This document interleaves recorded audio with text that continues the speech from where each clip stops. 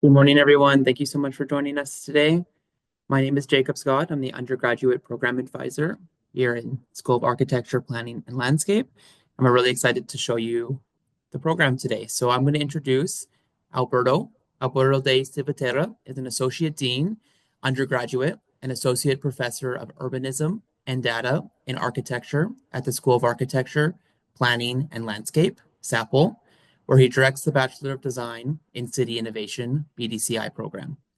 He is also a founder and director of the Center for Civilization, a design research lab and think tank through which he has secured over $1.4 million in grad funding for various research initiatives over the last 5 years. A transdisciplinary polymath designer and urbanist, Alberto's work has been published widely and exhibited both domestically and abroad. Previously, he's been part of the Harvard Kennedy School's inaugural STS program on expertise, trust, and democracy, and an invited panelist and delegate to the United Nations.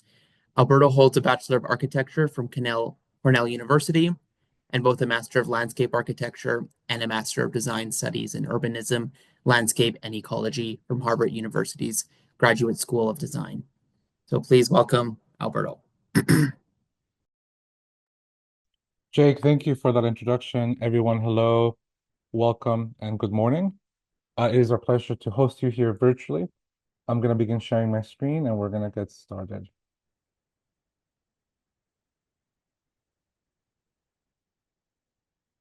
Jake, can you confirm that you can see my screen? I can see it. Perfect, thank you. All right, everyone, welcome. As Jake mentioned, I'm Professor Alberto de Salvatierra, Associate Dean Undergraduate, and it is my pleasure to be hosting this session with all of you today. We're going to get started first with a land acknowledgement.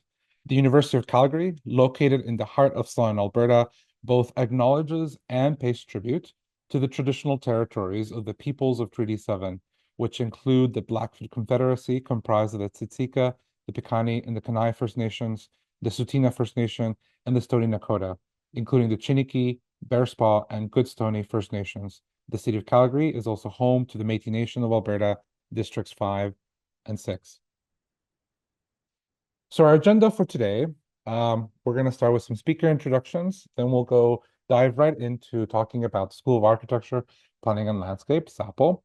Then we'll proceed into discussing some program advising information, including common degree terms, what you can expect in first year courses, and then we're going to share some student resources and links to websites with information and program guides.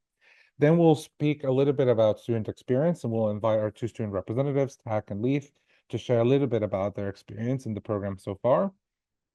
Then we'll conclude the session and open it up for questions from everyone in the audience. So let's get right to it. So first, I'd like to introduce Sarah Ha, the undergraduate program specialist, and student representatives Leith DeWalt and Tak Tajuddin.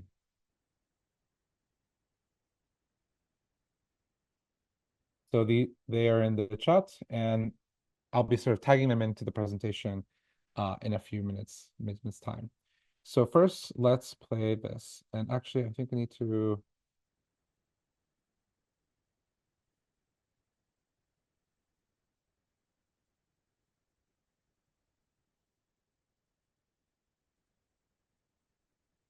There we go. Okay, well, let's... Welcome to a distinctly different design school experience. Community engaged, performance driven, entrepreneurial, impact oriented, and future focused. We are training leaders to become catalysts for positive local and global change so that you can learn how to develop solutions to help solve some of the world's great problems. Even me? Really? Yes, definitely you. Through challenge-based learning, collaborations with industry, building and prototyping solutions, we are expanding the idea of what it means to be a designer. With bold thinking for the built environment, for sustainability, for equity, for health, for vibrancy, cities made for people and the good of the planet. It's not going to be easy, but you can make change happen. You can change the world. You can create the future of city building. So I hope you were able to hear that video. It's located on our website. So If you'd like to see it again, or see the kind of listen more in depth to what the video is saying, I would recommend that you head out to our website where you can find that video. But overall, SAPL, who are we?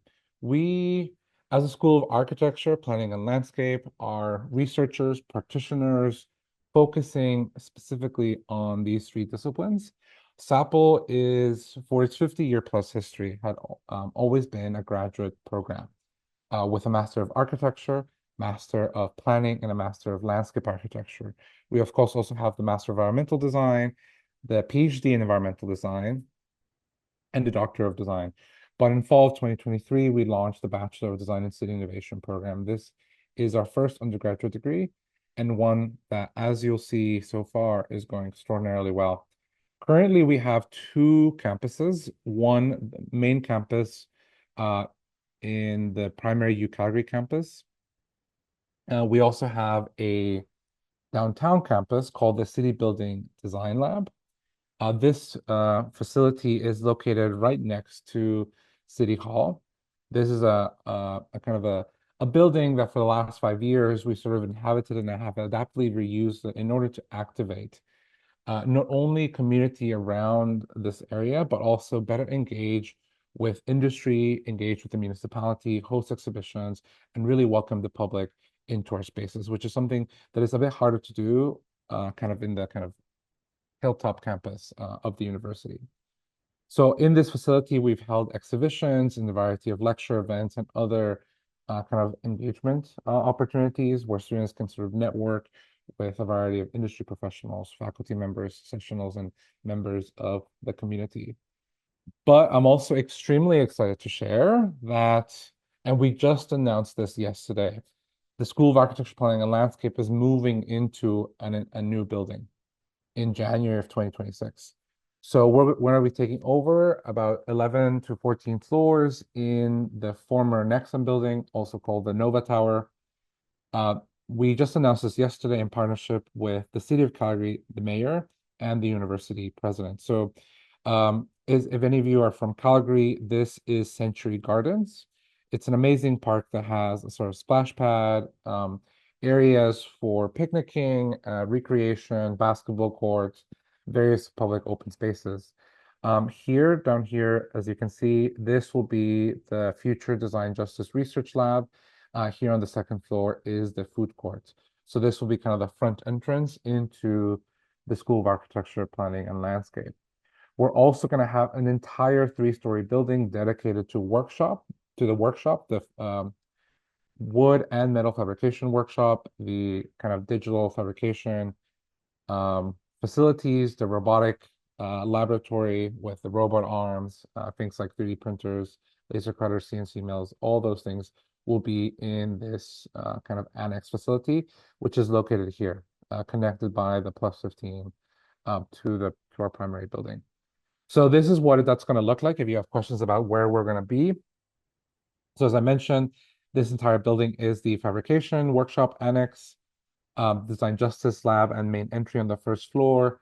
And then we have multiple floors for each of our programs. So the first year of the BDCI will be in floor 5, going all the way up to floor 9. Floor 7 is a social floor, which is makerspace and research labs. And then the top 3 floors are for graduate students. And then the final top floor is for administration and future research labs. This hole here, floor number 10, is actually a $10 million gym facility that is open and available to all tenants of the building. And given that we're now going to be moving in, we've become tenants of the building, and therefore our students will be able to use this facility. So I think I'll ask one of the members of our team to post that link on the chat if you'd like to see a virtual walkthrough of those spaces.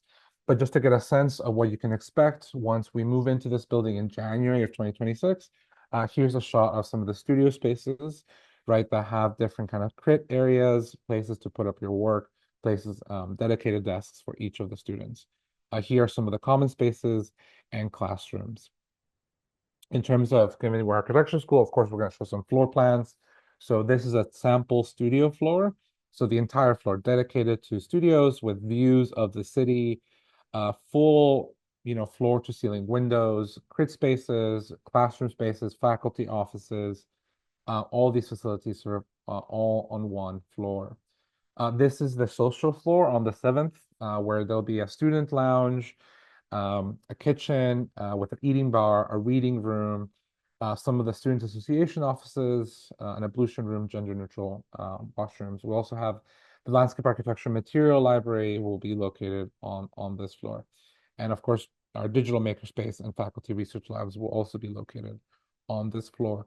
We just announced this yesterday, so if you guys are here like right at the best time to get this information first. So I would recommend if you have more questions about our new move and what that means for the downtown and the community surrounding us, you can just look up UCalgary SAPL downtown and you'll see quite a bit of information and media around this. But of course, congratulations on being accepted to the Bachelor of Design and City Nation program.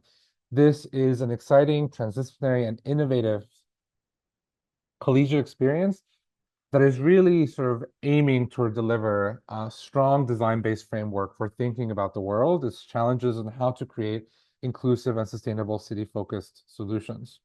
The BDCI is at its core a hands-on, studio-based learning experience that is tackling real-world projects. We offer courses in advanced digital design tools, also in sustainability, entrepreneurship, and computational design or data science. And ultimately, the BDCI is oriented towards sparking innovation for the betterment of communities and society. The BDCI requires the completion of 120 units and normally takes 4 years of full-time study. And if you have questions about the units and the course progression, that's something that we can discuss a little bit later on. So what exactly is studio learning? I keep referring to studio spaces, studio-based or pedagogy. In studio, and if any of you have had art class, for example, that's sort of probably the closest analog that you can sort of experience. Studio learning is sort of an open atelier workshop sort of environment where everybody is sitting at their own desk, and it's using them to work on a variety of kind of physical things, whether it's drawings or models or working on your computer, also working on designs. And in this environment, rather than kind of a lecture classroom where a professor is sort of speaking at you, this is more of a collective workspace where you engage in ideas and conversations with both classmates and faculty, right? And this really kind of fosters the critical dimensions of how to learn design disciplines. So of course, you learn to develop viable design solutions and are mentored by faculty and industry professionals. So you kind of generate design solutions to identify real-world challenges, guiding and reviewing work through formal and informal critiques, or as we call them, just crits. So again, this is informal peer-to-peer learning. It facilitates project work, and it also facilitates collaboration with community-based clients and partner organizations. So some common degree terms, right? There's a bachelor's degree, 120 units, 4 years of full-time study. There is an opportunity to pursue a concentration, which would be a minimum of 18 units and can either be in architecture or landscape architecture. Students also have the option to pursue a minor, which would be 30 units, or an embedded certificate, which range at the University of Calgary between 12 and 24 units. So some of the first year courses that you'll experience in the fall semester, Design 201, 211, 221, 231, and 241, or SUST 201. In the winter semester, Design 203, 213, 223, 253, and 263. Now, it's very important to register for both fall and winter semesters at the same time. So if you have more questions about registration, you can email bdci@sapl.ucalgary.ca, or you can ask Sarah and Jake in just a moment once I introduce them and during the Q&A session at the end of this presentation. So just to give you a really kind of quick snippet of what that looks like, these are program guides which you can find on our website. This is the general pathways, and as you can see, there's 4 years, and every year, 2 semesters. These are the courses that each of you have to take. So I'm just going to use here the architecture concentration program guide as an example. In the fall, take Design 201 and 211. These are core requisites, 221, 231, and then 241. There are, of course, some options for you to either take courses with us or with the home faculties that have those disciplines. So, for example, Design 253, Introduction for Entrepreneurship to the Built Environment, is a course that we offer at SAPL, but also one that you can substitute with Introduction to Entrepreneurship, held by Haskane, which is our business school. So this would be a move if you're interested in getting a, for example, entrepreneurial thinking certificate, then you can use this class, take it at Haskane, and apply it towards your certificate or a minor, for example. And again, if you have questions around some of these dynamics or logistics, Sarah and Jake are the persons to ask. So now I'd like to kind of turn it over to Sarah, our undergraduate program specialist. She's going to be one of your most invaluable sort of contacts and persons who are really going to be able to answer many of your questions as it relates to the student experience at SAPL. So Sarah, why don't you take it from here? Thank you, Alberto. Hi, everyone. As Alberto mentioned, my name is Sarah. I'm the undergraduate program specialist, and I work very closely with Alberto in building the program, the opportunities, as well as the different supports and resources that we provide for all of our BDCI students. And I work also with Jake as part of the SAPL undergraduate advising team. So we are the people that you often contact when you have questions about your program progression, anything about your student life that you need more information about, or even as you're coming in now, any information or questions you have about setting up for coming in September, any resources that you need or any preparation that you need in advance, we're here to support you on that. And so I'll share a few QR codes that will be very useful for you as you work towards September. So that first QR code on the left is the BDCI degree planning page. This is where you're going to find all of the program guides that Alberto had briefly shown you.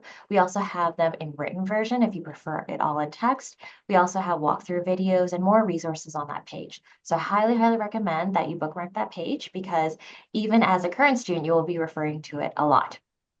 Now, the second QR code is the BDCI program advising page. This is where you're going to find all the different channels to connect with me and Jake. And so there are drop-in advising virtually, as well as drop-in advising physically, and ways to connect with us via Elevate, which is a system where you can book both in-person and virtual appointments. So these two pages are really helpful to get started and to connect with us and to learn more as you prepare for BDCI.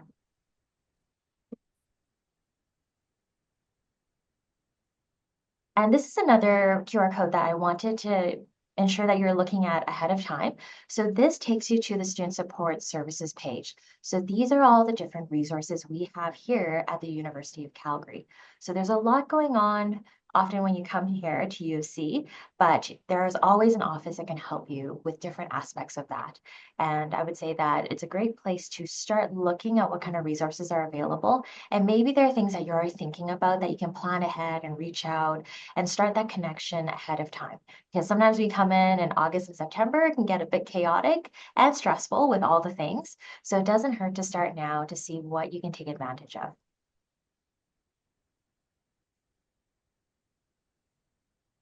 And finally, this is to be announced, but please be prepared to check your emails. If you haven't yet, as incoming students, you are getting emails and newsletters sent to your UCalgary email, so make sure you're checking there. But we will have a virtual session called Ready for September that will happen in July.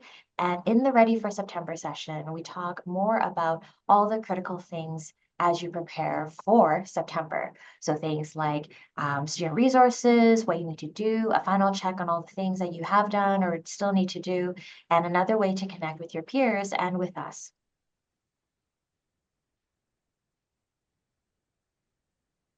And another thing that'll be very important is if you can, start filling out this new student survey.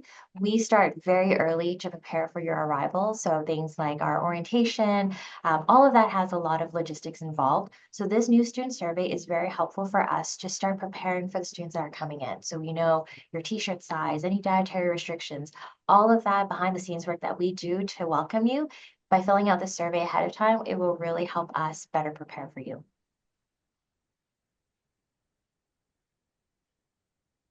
All right, so we're now going to proceed into sharing a little bit of the student experience. So I'd like to welcome Leith and Tak to share a little bit about their experience in the BDCA program so far. So, Leaf, just a few questions for you. What does a typical day look like for a design student? How is studio-based learning different than lecture style learning? And what advice would you give new BDCA students as they begin their academic journey? And as you do this, please introduce yourself, maybe share a little bit about yourself, and then you can proceed into the question. So, Leaf, over to you. Sure. Hi, everyone. As Alberto said, my name is Lee DeWalt. I am a first year BDCI student. We just had our last day yesterday.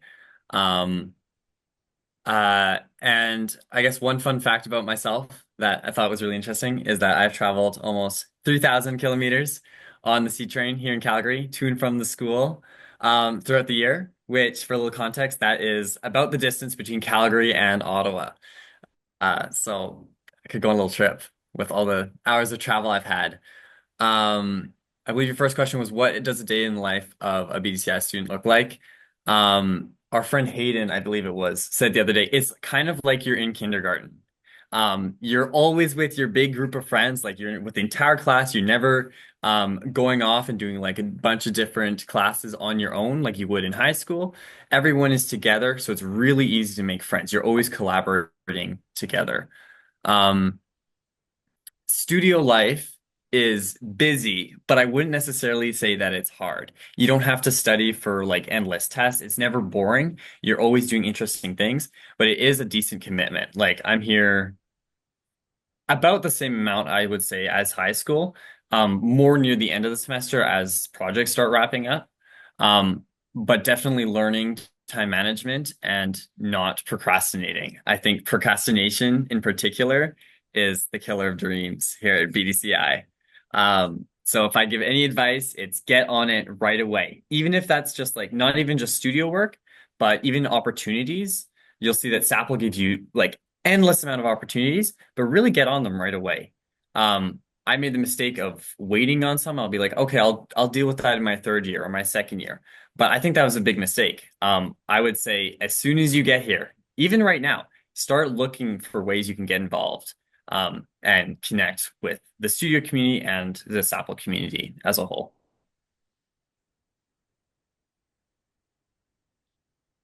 Leaf, can you also share a little bit about how studio-based learning is different than lecture style learning? Of course. I would say that it's much more involving for me. I've very much struggled with sitting in lecture classes. I do actually have one or two classes outside of SAPL, and those classes kill me every day. Even if it's only like a 45-minute class, it feels like I'm sitting there for hours. Whereas we had a pretty long class with Alberto this semester, and it was totally fine. It felt nice and short. I was involved the whole time. Most of them are discussion based. So you're getting involved with the class and you're sharing ideas, and you're almost creating the content that you're learning as you go, instead of having one person at the front of the class who doesn't know your name and who will never really connect with you, just kind of dropping the information on you. Here, almost everyone knows each other and everyone is welcome to contribute to the class. Thank you, Leaf. Thank you for sharing your experience. So now, Tack, over to you as well. Same questions. What does a typical day look like for a design student? How is studio-based learning different than lecture style learning? And what advice would you give new BDCA students as they begin their academic journey?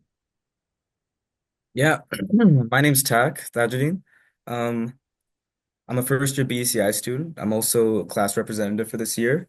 And a fun fact about myself that usually flabbergasts a lot of people when I first tell them this is I came from a very small town with a population of only 285 people. And my graduating class only had 5 people total. It was almost three. So, um, what does a typical day look like for a design student? It can be very long, depending on your classes and what you have to do. It's it'll really try to test your limits and what you can achieve as a student. Because coming straight from high school to here, it's a completely different sort of way of learning. You're not in a class, you're not doing tests, you're not doing quizzes, you're not doing short little assignments all the time. You're doing long projects and you're doing big things with your life. And so you have to sort of be prepared to like spend the extra time to really refine your ideas and all these different little projects. How is studio-based learning different than lecture style learning? It's very personal compared to a lecture. You get to, really understand your instructors on a very, close basis. You get to know how they think. You get to feed off these ideas and energies. And especially with your classmates around you, it's like this entire class, our whole cohort, it's like one big family. And you're always bouncing ideas off of each other. And so being in the studio and learning in this context is like, it's like having a dialogue, but with physical manifestations that you've created and you're sharing with other people. And what advice do you give to new BDCI students as they begin their academic journey? I think, I'm just gonna echo Leith. Don't procrastinate at all. That's like the biggest thing that you could do is like the biggest mistake you can do is procrastinate because we're given so much time and you think, oh yeah, I have lots of time to do this thing. But it's sometimes it feels like every second counts, every second matters, and you need to constantly be working and workshopping. And if you procrastinate, it can really mess things up in the end. Even the simplest tasks always take like 3 times longer Yeah. than you're expecting. For example, the other day we had to make site models for our final project. And me and my partner Hayden, we were like, oh yeah, we can get this done Saturday, Sunday, we'll be finished. One building took us 3.5 days to model. So always double the amount of time you think it'll take. Yeah. I say always just get started right away. Yeah. Even if you don't think you need to. Like you can make full plans and anything, but the most important thing is literally just get working. And don't expect to fit in a schedule either. It's just Yeah. things will come up, mistakes will happen. We'll remind you guys a lot of that as you get closer to the actual start date. But keep it in mind. Leaf, Tack, thank you so much for sharing your perspectives. And of course, if there are additional questions for Leaf and Tack from the students in the audience, you can ask those during our Q&A starting probably momentarily. Now, I will apologize in advance. I am mandated by the university to share this video called You at UCalgary 2025 Rex Challenge. So I'm just going to play it. Let's listen intently for 56 seconds.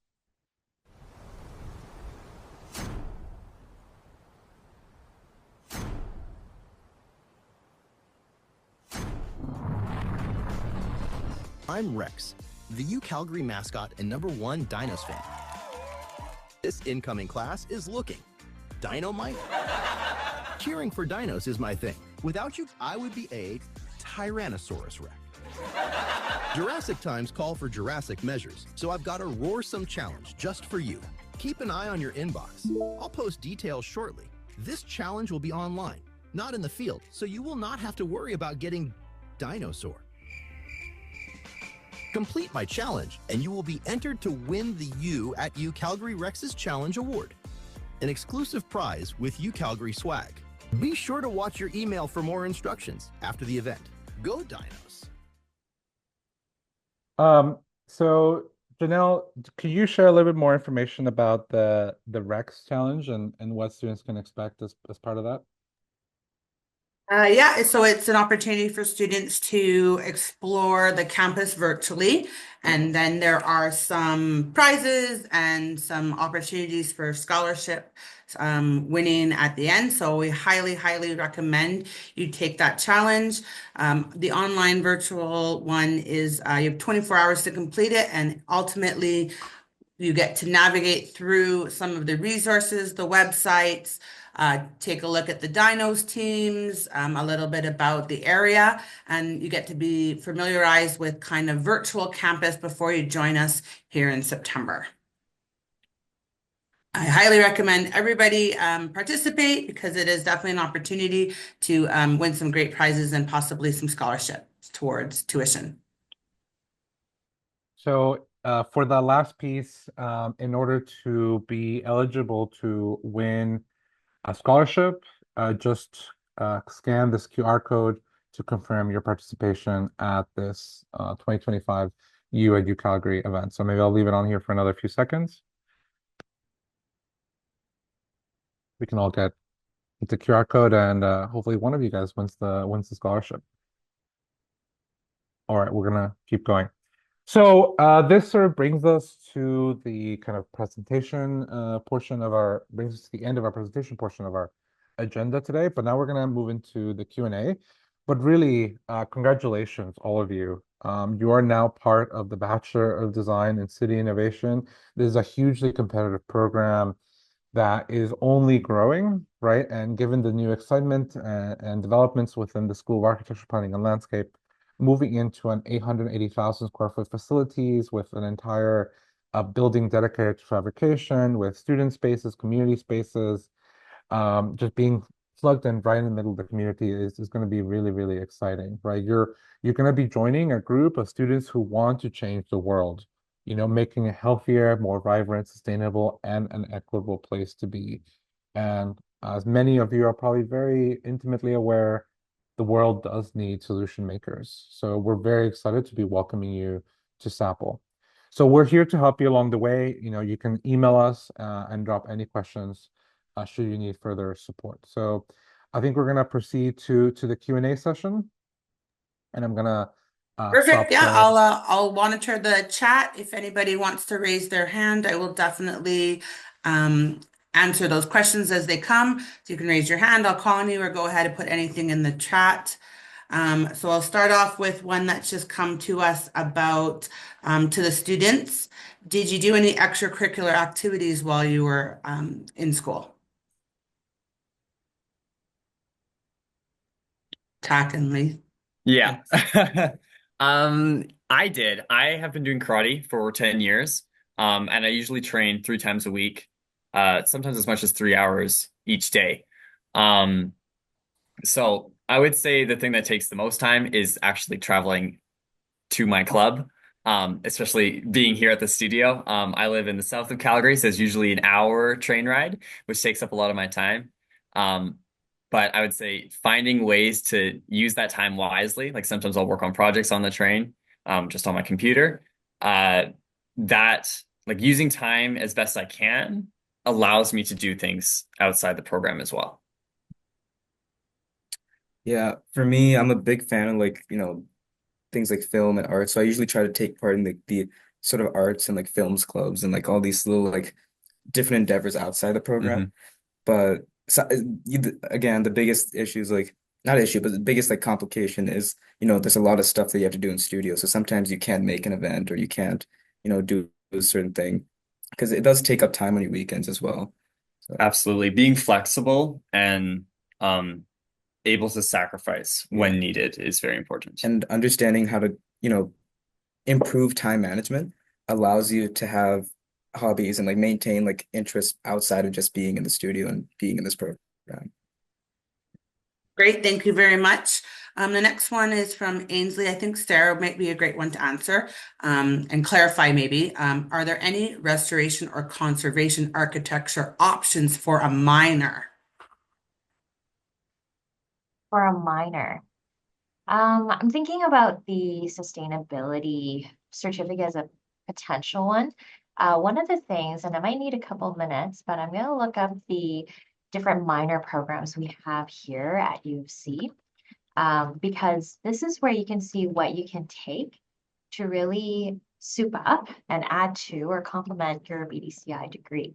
So give me a couple minutes here. I'm going to actually link you right to the academic calendar. So you see we have something called the academic calendar, which is what we use for all the regulations, all the information. It's a very good resource to look up anything UC related. And so in the chat right now, I've just shared a link, but in there, it actually lists all the different types of minors that we offer here. So for all of you, it would be everything outside of SAPL that you could consider. And some of them do have specific admission requirements. But I would say take a look through here, and sometimes like sustainability or urban studies might have certain courses might fit with it. And I will say, because these are all part of other faculties, the best people to ask would be the advising teams for each of these faculties. So I'd say first take a look and see if there's anything that interests you. And typically when you click on those minor information links, you're going to find more of what courses are comprised of the minor, and then the follow-up, and I'm sending this link right now. see. Just pulling up the chat window that disappeared here. Oh, I don't know why it's not showing up. I'm going to share the link with Janelle to share, but oh, here it is. So this other link is the faculty advising page. So once you find a minor that you are interested, or you have certain courses that you're curious about and you want to learn more about those, because those are ultimately not SAPL courses, check in with the relevant faculty advising team. So for example, if you're interested in sustainability, that would be under the Faculty of Arts. There's arts advising where you can connect with an advisor and ask them more about those courses as well as the program itself to see if it's a right fit for you. And then depending on the courses, you might be able to craft a few courses that you like and put them together instead of doing a minor. It all depends. And I think this is one other style I'd like to make about BDCI is for our general pathway, we have something called DCI options, which are design and city innovation options. And in the DCI options, we have many, many fields of courses that you can take. So things like urban studies, data science, computer science, political science, sustainability. There are a lot of different courses that you can actually take. And thank you, Alberto, for showing this. But that's also another way where if you don't want to do a minor or certificate, but you just have some courses that you're really interested in and you know that would really help you with your academic journey, more often than not, you can fit them under the DCI options. So I really welcome you to take a look, explore a bit more. And then always, please book with me or Jake, and we can chat some more about some of the ideas you have and see how they fit with your BDCI degree. Sarah, hopefully that answered. And if you have more questions, please email us. We'll always be able to get back to you. So I'll send this one to Alberto. Sundes has asked, I want to be a licensed architect. Can you explain the difference between the programs for our BDCI program and maybe other institutions, or maybe what maybe extinguishes us out a little bit? Also, maybe anything in Europe that you're aware of. Of course, thank you for the question, Janelle. So this is really an excellent question. Now, first clarification is that Canada as a country does not have any Bachelor of Architecture programs. They have Bachelor of Science in Architecture, which is different. Bachelor of Architecture is traditionally a professional degree program, usually 5 years, and the US has predominantly those types of programs. In Canada, all undergraduate degrees are Bachelor of Science in Architecture. Now, why am I specifying this? Because in Canada, in order to become a licensed architect, you have to do a Master of Architecture. A Master of Architecture is a professional degree program that is the necessary requirement in order to take your exams for licensure and get licensed as an architect. So because of that, there are actually a number of different opportunities and pathways that can lead you into preparation for the Master of Architecture, because everyone has to do an MArch if you want to be a licensed architect. So that means that you can actually do biology, right? And then go into a Master of Architecture. You can do history and literature, or you can do a design-based program that further prepares you for an architecture degree. So a lot of the programs across the country are specifically focused on architecture or focused on a singular discipline. And we actually find that that's not the most productive way to engage with design disciplines. The built environment is a highly networked organism that requires insights from many different perspectives. And therefore, the BDCI, as a Bachelor of Design in City Innovation, is built as a transdisciplinary degree program, meaning that we address questions of architecture, planning, and landscape architecture as a kind of strong foundation. 4 years of courses that are intermixing these various sort of impacts upon the built environment. So of course, during year 2, students have the option to apply for a concentration, either in architecture or in landscape architecture. So if you want to do the MArch at SAPL, doing the concentration shaves off the first year of the graduate program. So it turns into a 4+2 rather than 4 and 3, because the MArch and the MLA programs are 3 years each. So the concentration allows you to save 1 year, shave it off of your degree, and turn it to a 4+2. So the primary difference between other programs outside of Calgary and ours is that transdisciplinary focus, working across disciplines. And in fact, UBC um, copied us. 1 year after we launched our program, they launched the Bachelor of Architecture, Landscape Architecture, and Urban Design. That's the kind of the title. So this is actually the future of education in design, right? Kind of these transdisciplinary programs that are looking at intermixing between disciplines so that students then can select concentration and then a specialization, right? Like going into the Master of Architecture program. Also, one other thing is the BCI is the most computationally advanced program in Canada. We're teaching students how to use very advanced software right from the very beginning, and this is going to provide a critical advantage in employment opportunities as we move into the future. But thank you for the question. Great question. Thanks so much. If you have more questions, we can definitely talk about the master's program. I put a link in the chat so you can review it further. I'm going to ask Jake the next question, which is a fun one for me. Will there be mandatory course in advanced math like calculus? So wondering what the math components are in this program. Thank you for the question, Janelle. So as far as what courses you need to get into the Bachelor of Design in City Innovation, or if you have a conditional offer right now and you're wondering if a math class in high school that you're in is needed, that'd be a great question for our admissions department. We always like students to connect with admissions because we do not directly accept or review students' application to the program. As far as the actual Bachelor of Design in City Innovation, the 4 years you'll be here, there is not a specific calculus or math class that you have to do throughout your degree. So I'm going to put the admissions link in the chat here. Just if you're having questions about that application you have right now or some of those conditions on that would be really helpful. Did I see Tack and Lee celebrate and high five? Okay, perfect. That's what I thought I saw. Perfect. So the next question can go to Tack and Lee if you want. They want to know, is there any art or design courses needed? Do you have to come in with maybe some kind of technology or some art or design background? It's not a requirement to have any kind of background in art or tech or anything like that because you sort of learn these sort of aspects as you come here.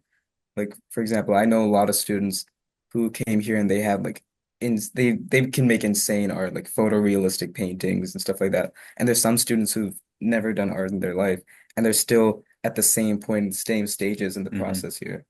Yeah, you learn your skills really fast. Especially because it's like, imagine you're coming in and you're doing an art class like basically all day. So after your first week, you have like those basic skills and then you catch up pretty fast. I didn't do any art classes or anything like that before this. And I think I did pretty good this year. So you sort of like drawing is like a main component of our first semester. And everyone was at the exact same level of quality in terms of the drawings and understanding how to compose sort of beautiful images for projects. It's a lot more tracing than anything, I would say. So you don't need to worry about like being able to create like crazy abstract ideas and then throw it on a page, even though that's something that you do want to develop eventually, because it's a really great skill. Like don't worry about trying to get it right away. Yeah. Well, perfect. And to lead to that, someone that's what you're here to do. That's perfect. Someone did ask, and Jake put it in the chat, what kind of computer do you recommend? A PC or an Apple, or do you guys have a personal recommendation, or do you know something that maybe is required? Don't get a MacBook. Yeah. Don't get a really MacBook. don't. You will regret it immediately, unless you're like really good at like taking apart the MacBook and replacing all the parts, which you probably shouldn't do. You should get a Windows gaming laptop. Yeah. Or Tack and I both have MSI computers. I think they're both Katana editions as well. Yeah, the Katana 15. Yeah. Yeah. So I'm sure we can give you more information, like Alberto can send out an email or something. I think there is actually like you get a list later on with like the recommended all the recommended computer specs. So definitely take a look at that. But yeah, don't do Mac. We run like really complicated programs, and especially if you're trying to use the same computer throughout your 4 years and then maybe even to a master's program as well, it just won't handle it. Yeah, like there's a lot of students who had to like use like the computer lab nearby to finish projects because their MacBook simply couldn't handle the softwares that we were using. Some are very like light on your computer. Some can quickly become very hard on your computer, and you need to have something that can really prepare for this kind of hardship and abuse that your technology might take. Yeah. Thank you very much. Alberta, I don't know if you had a few seconds Yes, to just chime in. something Yeah, to please go add. ahead. Everything Tak and Leith has said is accurate. One of the primary reasons why we do not recommend MacBooks or Apple products to students is that literally Mac laptops cannot run certain software we use. Um, the software isn't made for Macs. ArcGIS is the most notable there, which we start using in the second semester of the first year. So that's literally a program that you will not be able to open or use at all whatsoever using a Mac. So we highly, highly recommend that you get a PC. And as Jake has posted in the chat, the recommendations for the laptops are located on that website. One thing I would recommend is please do not go to Best Buy and then just ask a person who works there, can you recommend a laptop? Because they're going to recommend something that you're not going to be able to use. Uh, the quality, like the level of laptop that you need is like gaming and above, and they're used to selling computers to people who only need to use like Word or PowerPoint. So they're like, oh yeah, this totally works for university. Yeah, you got it. And then no, right? It's not gonna. So like 32 gigabytes of RAM, for example, minimum, right? A high processor. These are things that are important. So just make sure you go with the actual printed list of recommendations and be like, give me this, right? Because if you just tell them to give you something that they think is going to work, it's not going to work. So Sarah, you have your hand up. Yeah, I think it's really important to emphasize that finding a really good laptop to start is very relevant. And I say that because I know some of the students I've chatted with, they're like, this is good enough, like I'll make it through. And some of these students have ended up buying a new laptop in their second year.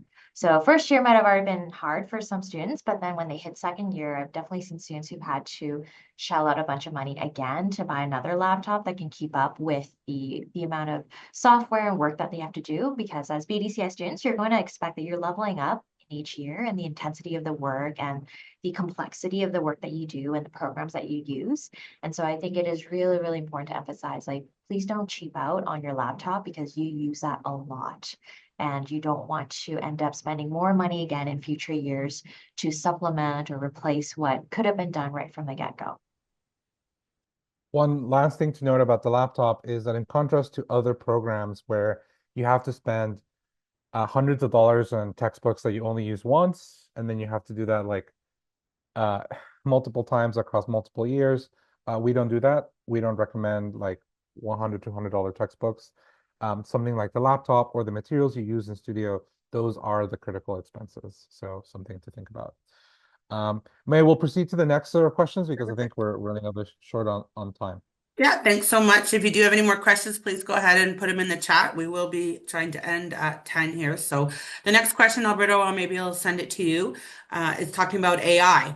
Do students learn how to leverage AI in this program? Are there worries about AI replacing architects or city planners? So, Graham, thank you for this question. I think it's excellent.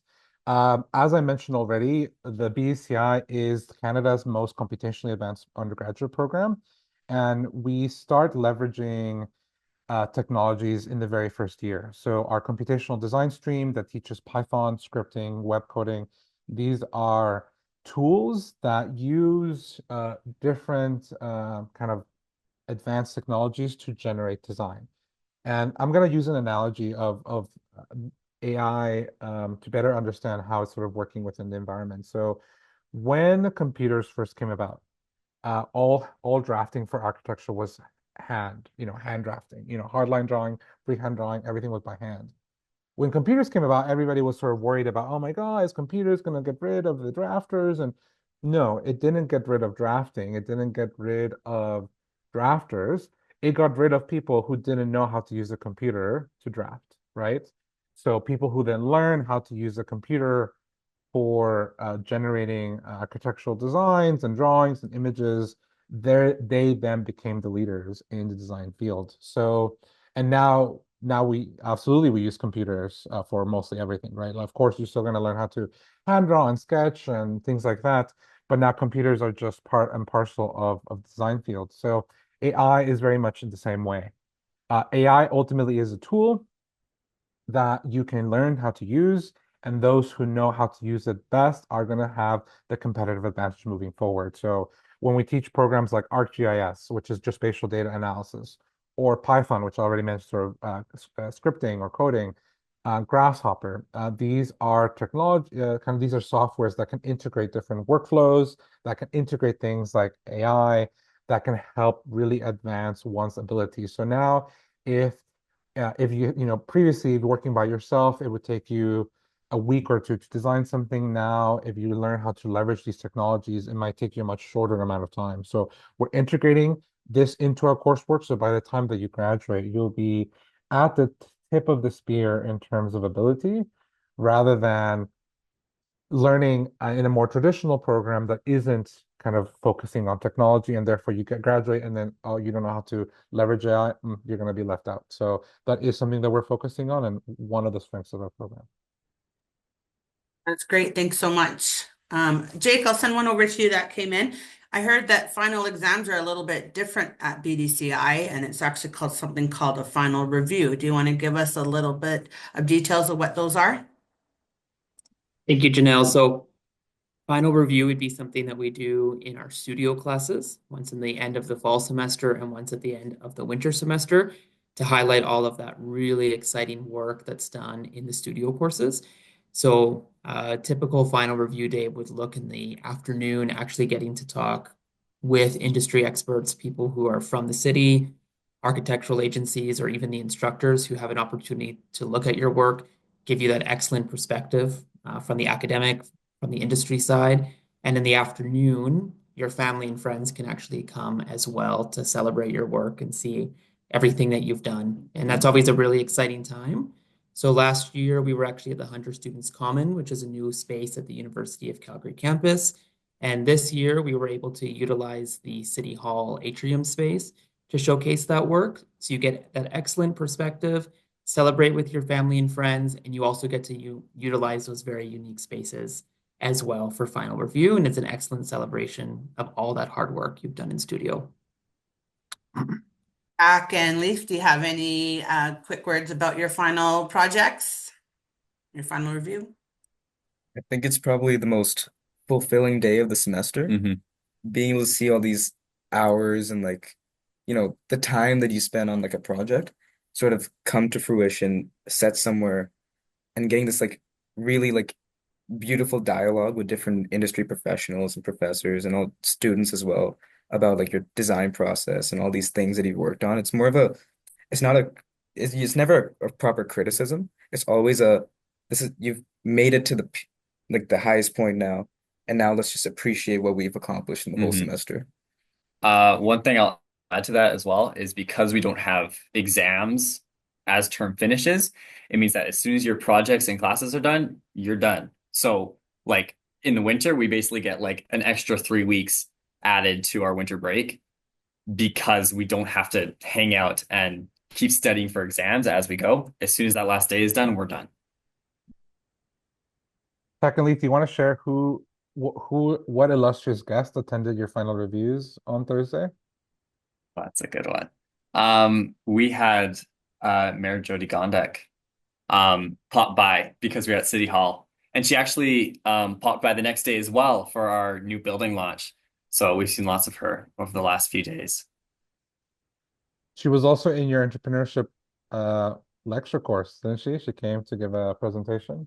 She gave a really well-spoken presentation during our entrepreneurship course in regards to like Calgary entrepreneurship, especially in the built environment, which is very important, especially here from this, very high perspective, like someone who has a lot of control and like influence across how Calgary is being shaped at the moment. It really opened our eyes to like what can really be achieved in the city. And the role that we can play in it Yeah. as well. Like even though we're just students, like we can definitely make changes starting like right now. It's our job to kind of fix what the problems that have been made by older people in the past. So being able to see like what can be fixed, it's like, okay, give us 3 more years, we'll get there.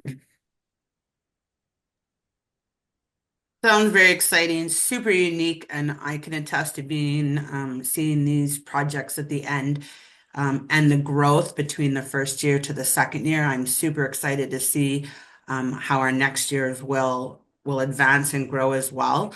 Thank you so much. I appreciate that. There is one last question about a laptop recommending graphic card eGPU. Is there a preference to invest in a better device? We'll end with a technical question, but I really appreciate everybody taking the time to join us. So this will be our last question. Put some resources into the chat if you have more questions, and I'll share my screen with that QR code one more time. But if anybody wants to jump into the laptop question, we'll end it with hopefully a straightforward technical one.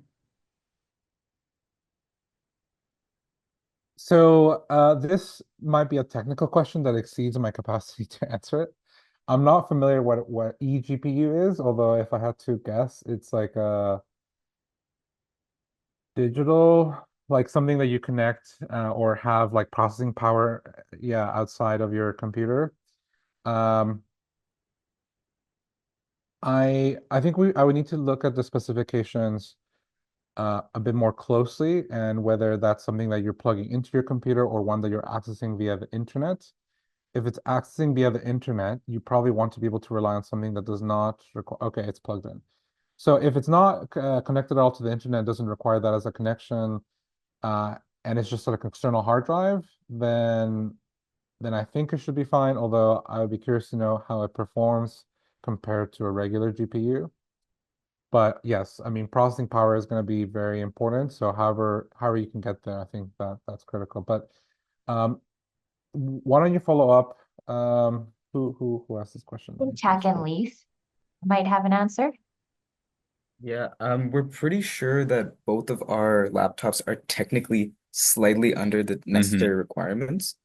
So even if your like GPU doesn't necessarily reach the exact requirements given, it's still very possible to like Yeah. be fine. I would say get as close as you can. And if you're under, like if things might run a little slower, you might need to wait a little longer to download certain programs. But like if it's like way off, that's where like actually running the programs becomes an issue. Yeah, and the nice thing about like gaming laptops is usually they're pretty modular in the sense that you can take if you do need to upgrade something, you can later on like add RAM or change the GPU if you really want to. Replace different parts as Yeah. you go, yeah.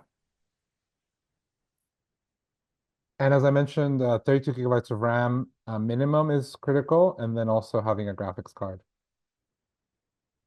Great. Thank you so much. That is all the questions. I put in some more information in the chat. If you think of something, we are here all summer long. Some people think that we get to go home in the summer too, but we are here all summer long. So if you have a question and you can't find the answer, please do not hesitate to reach out. We are available all summer, and we look forward to connecting with you again in July and during our orientation and then start of term. Alberta, do you have any closing words? No, this has been a fantastic session. Everyone, thank you so much for tuning in. We are very excited to welcome you to the school. And as Sarah, Jake, and Janelle have mentioned, if you have any other questions, please reach out. We're happy to provide any additional details that you might need. But welcome again and congratulations on your acceptance to the Bachelor of Design and Senior Innovation program at Sample.